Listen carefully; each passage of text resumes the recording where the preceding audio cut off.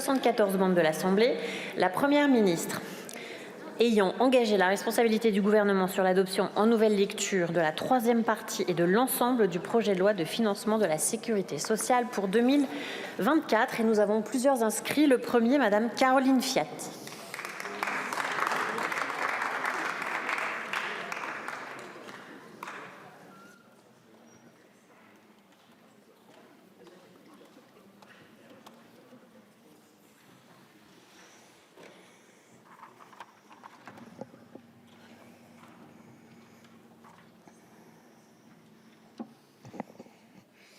Madame la Présidente, Madame la Première ministre, Messieurs les membres du gouvernement, Mesdames, pardon, surtout vous, Madame la Ministre, chers collègues, vous auriez pu vous mettre au premier rang, Madame la Ministre, c'est vrai, les femmes se mettent jamais assez à l'honneur.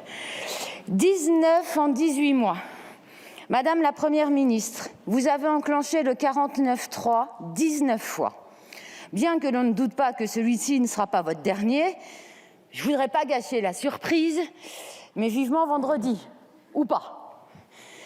Alors, je vous parlerai bien de piétinement délibéré du Parlement, mais lorsque l'on sait que votre gouvernement est prêt à user des plus basses manœuvres pour empêcher les parlementaires de débattre au sein de leur niche, on en a eu un triste exemple ce matin pendant la niche des Républicains, de l'abrogation d'une réforme que vous traînez encore comme un boulet, je ne doute pas que piétiner le pouvoir législatif de ce pays est le cadet de vos soucis. J'en viendrais presque à me demander si ce n'est pas cela qui vous anime et qui vous donne la force de vous lever le matin. Jeudi dernier, vous avez tenté de passer en force votre budget austéritaire pour la sécurité sociale pour l'année 2024. Lors de cette tentative, vous nous avez accusés une nouvelle fois, nous députés de l'opposition, de ne pas vouloir bâtir de majorité sur les textes financiers. Bien évidemment, la faute ne vous revient jamais. C'est bien connu que ce gouvernement brille par son exemplarité et sa recherche permanente du compromis. Pire, quelques jours plus tard, vous profitez d'une motion de censure un dimanche soir pour faire inscrire la troisième partie du PLFSS pour pouvoir déclencher directement à la reprise le 49.3. Vous n'avez plus honte de rien. Mais Madame la Première ministre, pensez-vous réellement que nous allons adopter, aux côtés de votre minorité, un texte qui permet de gaver avec de l'argent public les actionnaires d'EHPAD privés qui font des profits sur le dos de la maltraitance de nos aînés? Pensez-vous réellement, Madame la Première ministre, que nous allons adopter un texte qui permet d'offrir des cadeaux aux laboratoires pharmaceutiques au moment même où ceux-ci organisent artificiellement des pénuries de médicaments pour faire exploser les prix sur les marchés et ainsi augmenter les bénéfices? Pensez-vous réellement que nous allons adopter un texte qui continue de mettre en œuvre le vol délibéré de 2 années de vie aux Françaises et aux Français à cause de votre honteuse réforme des retraites? Pensez-vous réellement, Madame la Première ministre, sincèrement, alors que le ministre de la Santé hier, pour des raisons de santé publique, a annoncé qu'il ne fallait plus fumer sur les plages, aux abords des bâtiments publics. Sincèrement, ici, nous écrivons la loi. On n'est pas au-dessus des lois. Vapoter dans cette enceinte, pendant que je suis en train de vous parler, c'est un mépris total. C'est un mépris total. Et pour rappel, ce n'est pas bon pour la santé. Pensez-vous réellement que nous allons adopter un texte qui continue de mettre de côté des questions essentielles telles que l'attractivité des métiers du soin, la rémunération des personnels, bien en deçà de celle des autres professionnels européens, l'importance du bien vieillir en France ou bien encore le manque criant de moyens humains, techniques et financiers dans les structures sanitaires et sociales de notre pays? Si vous pensez réellement, Madame la Première ministre, alors vous vous mettez le doigt dans l'œil. De plus, vous voulez nous faire croire qu'il y a une volonté de mettre le pays à l'arrêt au sein de l'opposition en ne votant pas le budget que vous souhaitez voir adopté. Mensonge. Nous, députés insoumis, avons été force de proposition en commission et en hémicycle, quand on nous a laissé le temps de parler sur le budget, c'est-à-dire pas souvent, vous avez dégainé bien trop souvent, hélas, le 49.3 avant de nous laisser expliquer nos propositions. Ainsi, nous vous avions notamment proposé la création d'un pôle public du médicament pour pallier les pénuries que rencontre notre pays.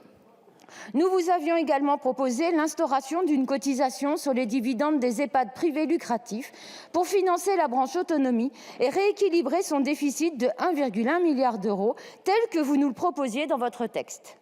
Nous vous avons proposé la création d'une contribution sur la fortune pour financer la sécurité sociale, puisqu'à l'évidence, les milliardaires français sont généreux lorsqu'on leur demande.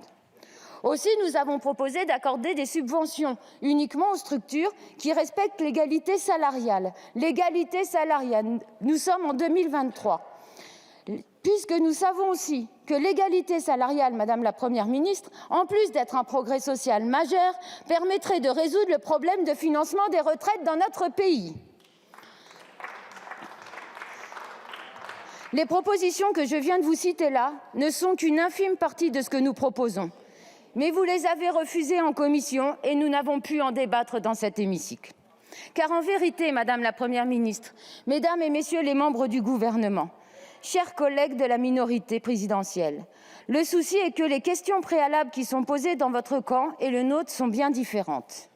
Pour nous, c'est comment améliorer concrètement la vie de nos concitoyens pour assurer leur épanouissement. Pour vous, on est plus sur du comment constituer à détruire notre système de santé afin de permettre un virage vers le privé, une maximisation des profits et assurer une pluie de dividendes aux plus riches de notre société. Voilà la réalité, Madame la Première ministre. Une question qui vous pousse à tout détruire sur votre passage et à entraîner notre pays dans une crise inédite de notre système de soins qui était autrefois qualifié comme un des meilleurs du monde et qui faisait la fierté de tous les soignants. Plus les années passent, plus nous voyons clair dans votre jeu. Vous ne savez pas ce que vous faites. Vous êtes perdus, sans majorité, incapables de gouverner sans malmener la représentation nationale et sans user de magouilles plus abjectes les unes que les autres. Vous êtes les pantins d'un système auquel vous pensez appartenir mais qui vous dépasse.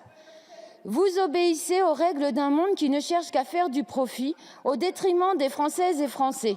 En clair, vous ne respectez pas le devoir qui vous incombe.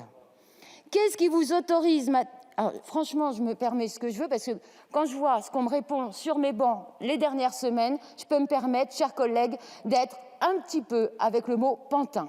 Sincèrement, vous écouterez tout ce qui a été dit à mes collègues sur nos bancs dernièrement. Le mot pantin est sincèrement, pas grand-chose par rapport à ce qui a pu nous être dit.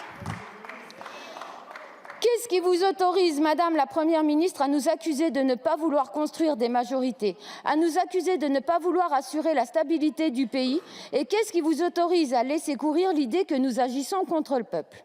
Heureusement pour nos concitoyens et malheureusement pour vous, je l'entends bien, nous sommes là. Pensez et agissez pour le bien des Français et non des financiers. Vous allez voir comment il vous sera simple de trouver une majorité dans cet hémicycle. Ce projet de loi de financement de la sécurité sociale pour 2024 n'est pas ambitieux, ne répond pas aux attentes et aux problématiques que rencontrent nos concitoyens et il n'existe aucune excuse valable pour que son adoption se fasse sans que la représentation nationale, les personnes élues par le peuple lui-même, aient eu l'occasion de le voter.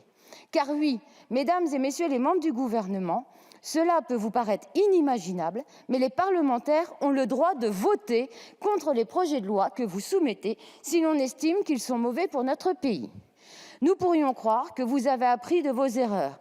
Quand le gouvernement dont vous faisiez partie en tant que ministre du Travail a envoyé des soignants en première ligne, travailler en sac poubelle, sans masque, en pleine pandémie, à l'évidence, ce n'est pas le cas.